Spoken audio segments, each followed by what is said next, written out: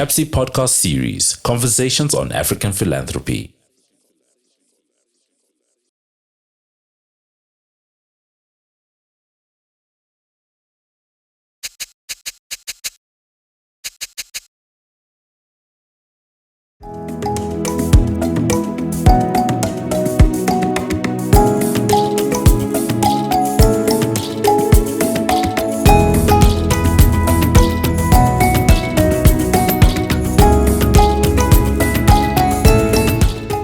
Welcome to another episode of our Conversations on African Philanthropy with me, Prof Moyo, the Director of the Center on African Philanthropy and Social Investment at the West Business School located in Johannesburg.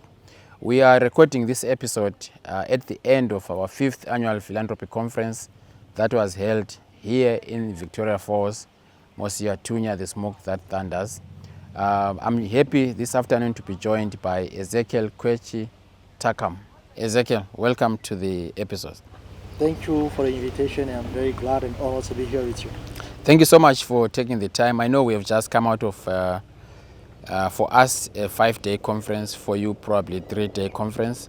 What are some of the takeaways from either the sessions that we're involved in or from the plenaries or the keynotes that, if we are to go back home now, you would say, I attended this conference in Victoria Falls. These are the 2 or 3 takeaways or lessons that you can speak about. Absolutely. First of all, I'm quite impressed by the ecosystem around the African philanthropy. And usually when we have the opportunity to be abroad and to further our education abroad, we seem to think that this type of initiative are always developed in Western countries. But recently, I have to be honest and I have to admit that I'm discovering progressively the huge ecosystem around African philanthropy. And I'm quite impressed by that. Yeah. That's the first point.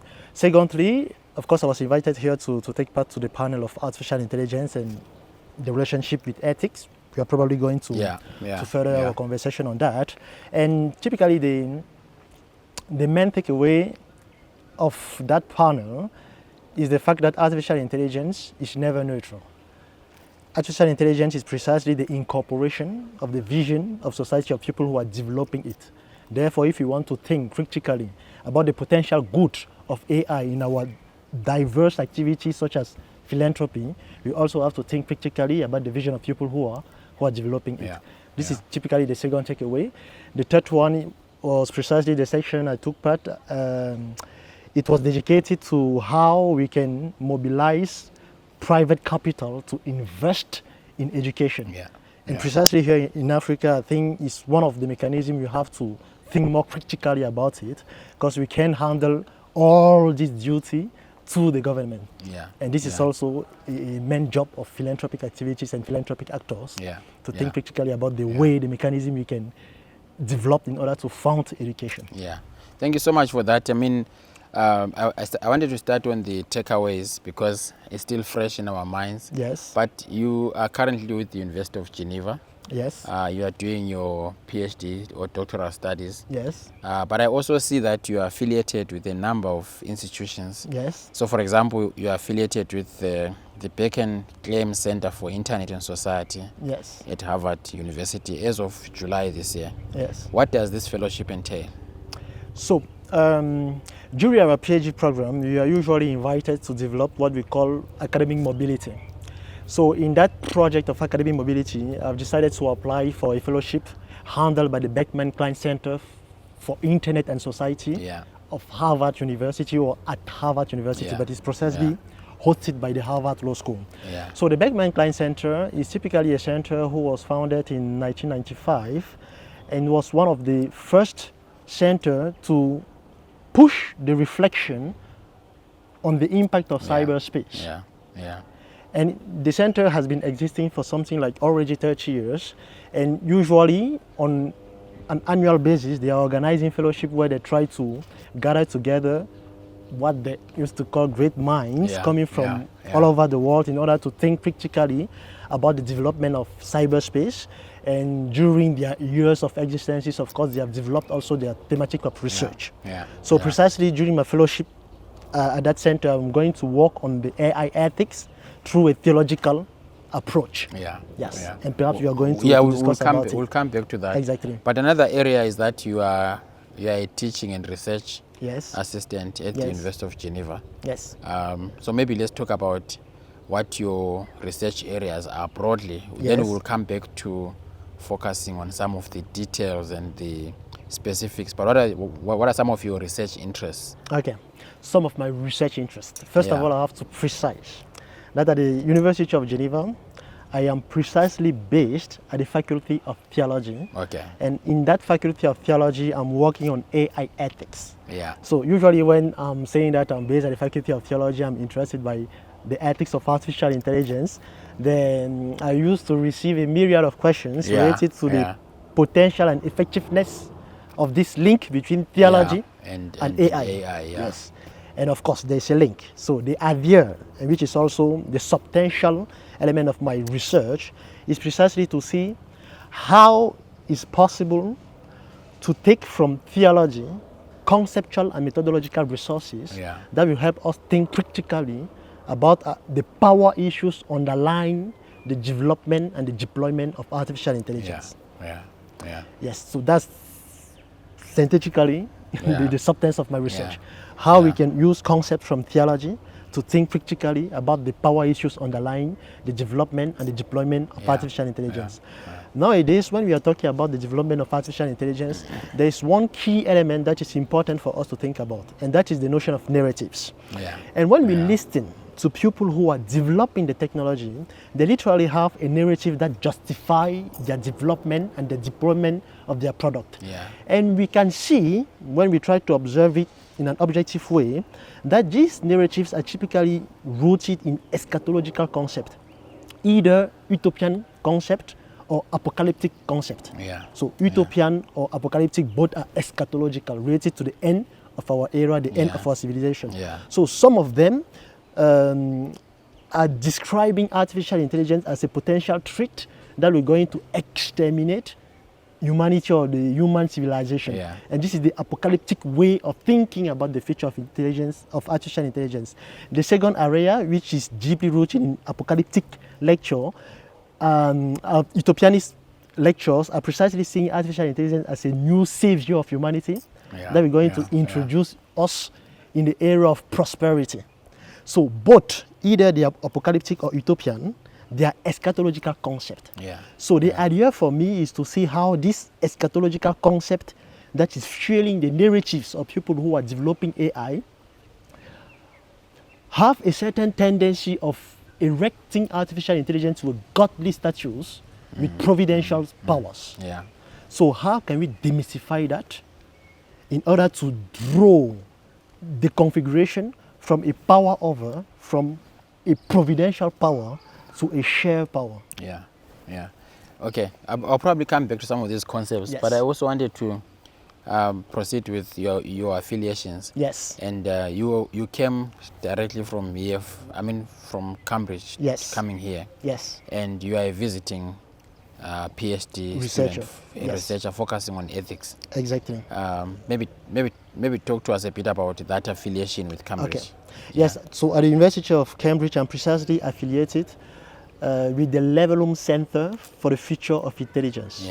So it's a center dedicated to the analysis of the ethical impact of artificial intelligence. So I'm precisely based there since the 1st of April, and the project is to develop a 6-month research stay where I'm going to think critically about the ethics of artificial intelligence. Fascinating stuff, because the link that you have just drawn between, I would say religion, philanthropy, and ethics. Maybe before we get to that, what exactly led you to develop an interest in these areas? In these areas? That's a great question.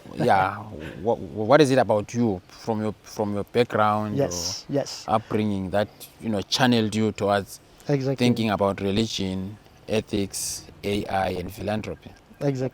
So, first of all, I'm the son of the pastor, a pastor in Cameroon, Pastor Takam. So I grew up in this theological and religious universe.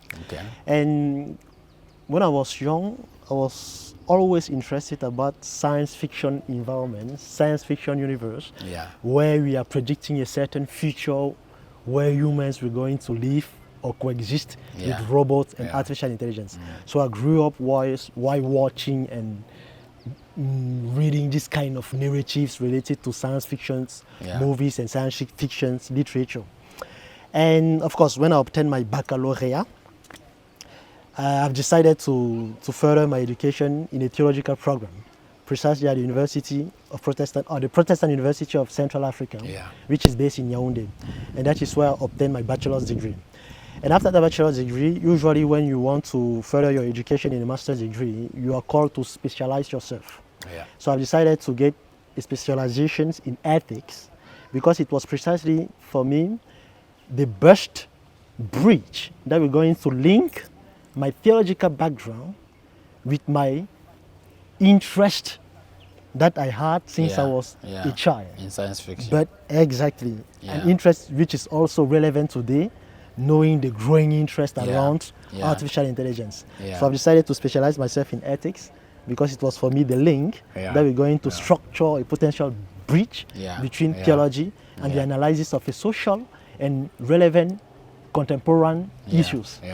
And the issue choose was artificial intelligence. So does that bridge exist today as we speak? Let us say there is a growing interest around the field.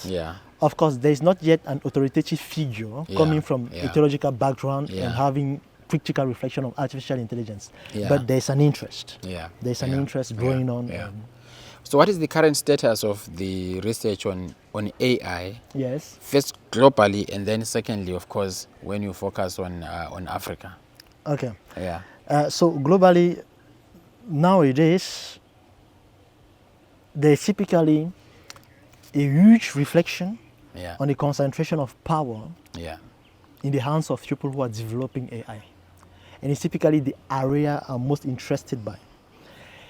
When we are talking about artificial intelligence in general, we can call two categories of people who are pushing the debates. The first category is what we can call the accelerationist, and the second category is the doomers.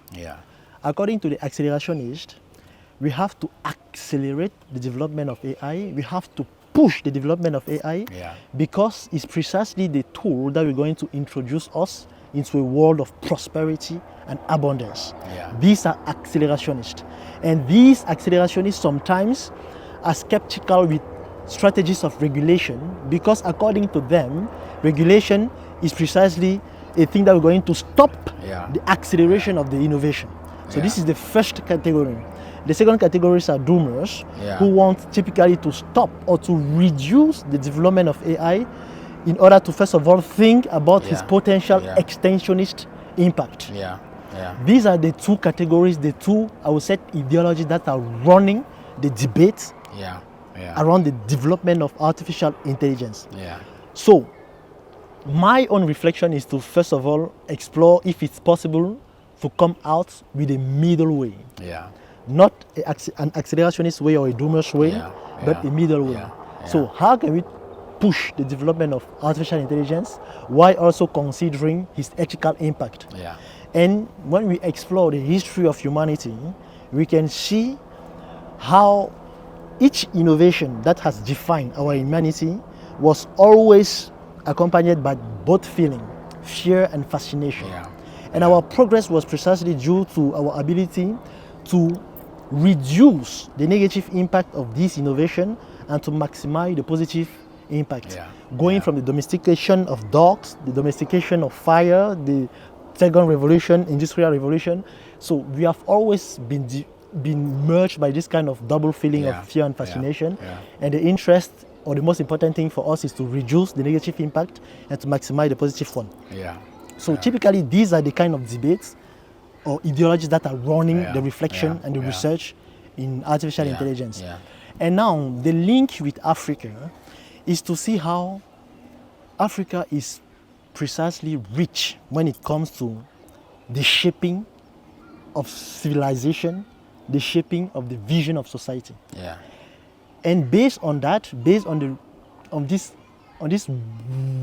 world key experiences of Africa when it comes to the development of narratives, we can also think critically about how ancestral knowledge coming from Africa can help us shape the debate and the evolution of artificial intelligence. Yeah. And how is that possible? I mean, can you lead us to some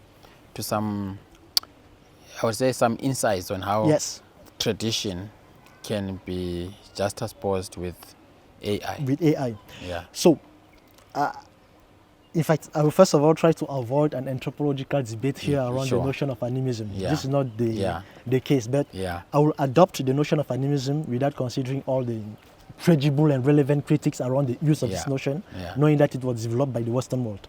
But today, to digest the conversation, let us adopt the notion of animism. So animism was defined by Philippe Descola as a relationship between human and non-human, characterized by the similarity of our ontological characteristic and the difference of our physicality. And this animism is typically rooted in the African spirituality, such as the spirituality of Barbarin and Dogon, which has quite ethnic pupils coming from Mali. So, according to this way of thinking, this spiritual way of thinking, non-human beings as well as human beings are sharing a same form of ontological characteristic and are just differing in their way of in their way of how they are habitating the physical world. Yes. And when they are talking about non-human entities, we can also introduce the notion of artifact, because non-human entities are not only living beings, right? And now the reflection is to see if it's possible for us to take this configuration or this animistic configuration in order to think critically about the relationship of human and AI, considering artificial intelligence as a non-human entities. Therefore, is it possible to consider artificial intelligence as an entity that share with us the same ontological characteristic and are just differing through our physicality? This is the type of question you have to think about. And maybe that's a good question to take us into your PhD thesis. Yes. Let's talk about your PhD thesis. Okay.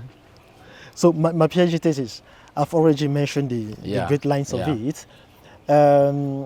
For the moment, the formulation I've decided to choose is this: the providentialism of artificial intelligence. How can we attempt to define a theological, political ethics of artificial intelligence?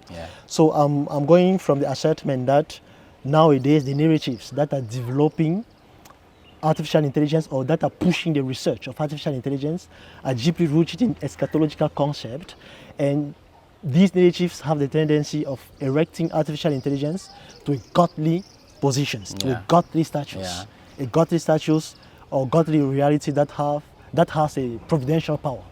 Yes. So I'm going from that assertion, and the idea of my work is precisely to think how we can deconstruct and demystify this godly status of artificial general intelligence in particular. And I'm precisely inspired by the work of an Italian philosopher which is called Giorgio Agamben. So Giorgio Agamben has tried in his work to come out with a genealogy of the notion of economy. Economy as a new power that structures our society. And he has succeeded in drawing the root of that notion to the theological disputation around the Trinity, the concept of God the Father, God the Son, and God the Holy Spirit. And precisely in this second century of our era, there were a rich debate around the notion of Trinity, because primitive Christians were afraid that the idea of three gods or three persons in gods can introduce polytheism in Christianity that is supposed to be a monotheism.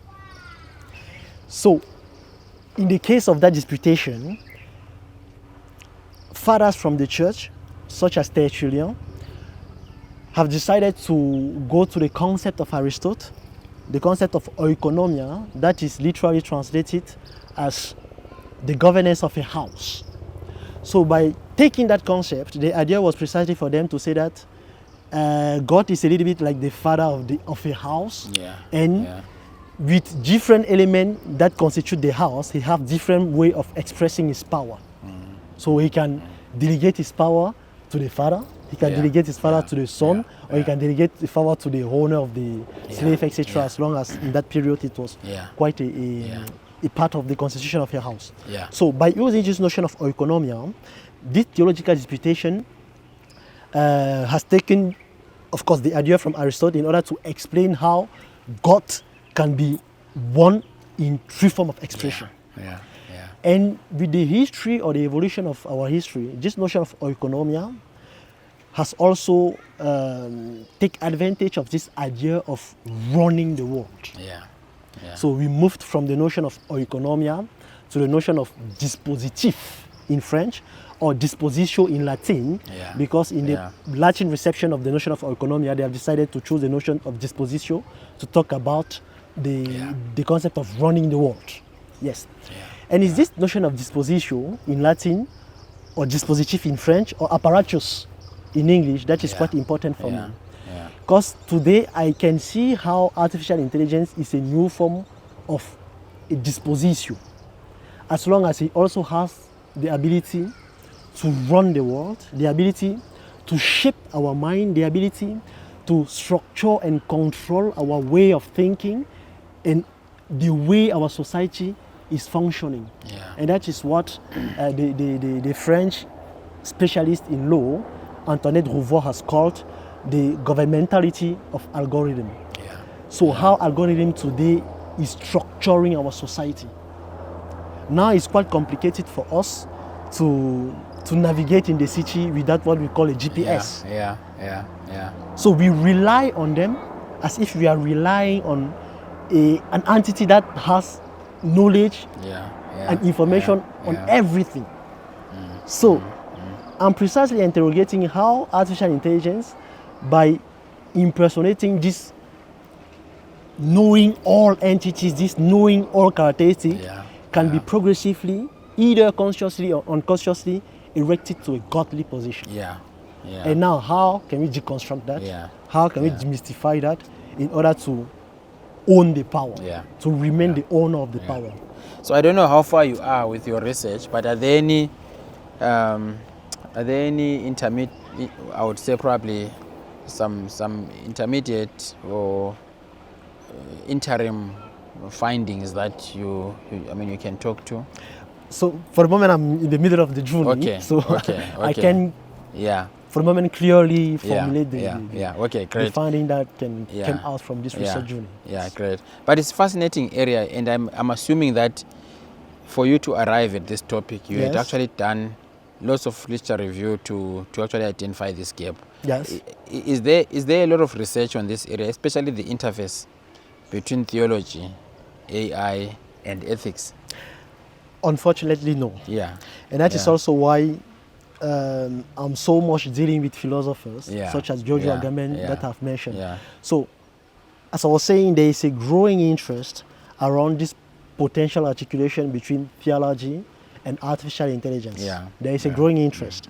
But nowadays, when we are even exploring the literature around potential work, or the literature of potential work that are working, that are interrogating this theological aspect of artificial intelligence, is mostly produced by philosophers of religion, not even theologians. Not even theologians themselves, But nowadays, and we are also participating in the shaping of that dynamic, there is a growing interest around the articulation between theology and AI, and we are fully convinced that theology can provide great answers to the issues posed by artificial intelligence. So when we started, and I'm about to close the conversation, but when we started, we said AI is not a neutral entity, it's not a neutral process, not a neutral instrument. But what do you see as the maybe long-term benefits of AI in the space of philanthropy, particularly in an African setting? Great question, honestly. So, first of all, we have to think about artificial intelligence and philanthropy in, I would say, two directions. First of all, how can artificial intelligence can help us accentuate the efficiency of philanthropic activities? And secondly, how can philanthropy can also participate in the ethical shaping, the responsible shaping of artificial intelligence? So if we try to see the question in the first direction, I would just mention here a short story that is really inspiring in the field. So in 2020, 2021, in the midst of the crisis related to COVID-19, the government of Togo, in collaboration with Research Center, have decided to develop the first of its kind disruptive strategies of sending emergency fund to people in extreme need. But of course, to do that, we need data. We need data that will help us to repertoriate, to identify people in extreme need. Unfortunately, the government of Togo don't have this kind of data, does not have this kind of data. And the last census of that government was deployed in 2011. So these data are no more relevant to deal with the population in 2020, 2021. So the idea was precisely to use artificial intelligence in order to identify this kind of people that were going to be helped. And the researchers have decided to train an algorithm using the data coming from satellite imagery in order to map the area of poverty in Togo. And after that first approach, that succeeded in mapping the areas of poverty. Now we want to identify people who are in extreme need in these areas of poverty. So the second approach was to use data coming from the phone or the use of mobile phone in order to identify people who are in extreme needs. And when these people were identified, the idea was precisely to send them the money directly and contactless through their phone. And the program, during that experimentation, has succeeded in helping 57,000 people. And based on that success, the government of Togo had decided to integrate it within their politics of social protection. And in 2023, according to the numbers provided by Sina Lawson, which is the Minister of the Digital Transformation of Togo, this program has succeeded in helping 920,000 people that represent 25% of the adult population of Togo. And in that 920,000 people, 63% of that number are impersonated by women. So this is typically a beautiful story that shows how artificial intelligence can help us think more effectively about the idea of giving in terms of the accentuation of the direct access to services, the notion of efficiency, and the notion of impact. So artificial intelligence in this direction can help us enhance, can help us accentuate the efficiency of philanthropy. This is the first direction. The second direction, how philanthropy can help us think critically about or push a certain responsible direction in the development of artificial intelligence. Nowadays, when we are talking about the actors of artificial intelligence in a global scale, we have, of course, technological giants such as Microsoft, Google, Apple, Amazon, ventures capitalists. But recently, there is also a growing interest coming from philanthropic organizations in order to push a certain form of brand of AI, what they call the safety AI. And these kind of philanthropic organizations are Open Philanthropy or the Center of Effective Altruism. Of course, we can be really critical about the way, their narrative of how they are talking about the development and the future of AI, because they are also deeply rooted in this eschatological concept, and sometimes they seem to divert us from real social issues. So we can have a critics about that. But nevertheless, we can also see how these philanthropic organizations are defining an alternative power when it comes to the shaping of the future of artificial intelligence. So I also think that in an African context, African philanthropy can help us push a narrative of an artificial intelligence deeply rooted in our social-cultural realities, social-cultural realities of Africa. And that is also a role of African philanthropy, to shape the evolution of artificial intelligence, but that is deeply rooted in our reality. I mean, this is still an emerging field, Ezekiel, and I'll be happy to find some time, maybe after a year or two, just to catch up with you again and find out what what the findings are, but also to just track the evolution of the conversation and debate on AI, and particularly its significance and relevance to philanthropy. So hopefully you will join us next year in Egypt. It will be a pleasure. And we could curate a particular session that focuses again on the role of philanthropy in shaping AI, but also in the role of AI in shaping philanthropy. So thank you so much, Ezekiel, for joining us. Thank you for the invitation. On this episode. That was Ezekiel Kwetchi Takam, who is currently with the University of Geneva, but also affiliated with other institutions. Thank you for watching. We'll see you next time. You've been listening to the CAPSI podcast series, Conversations on African Philanthropy.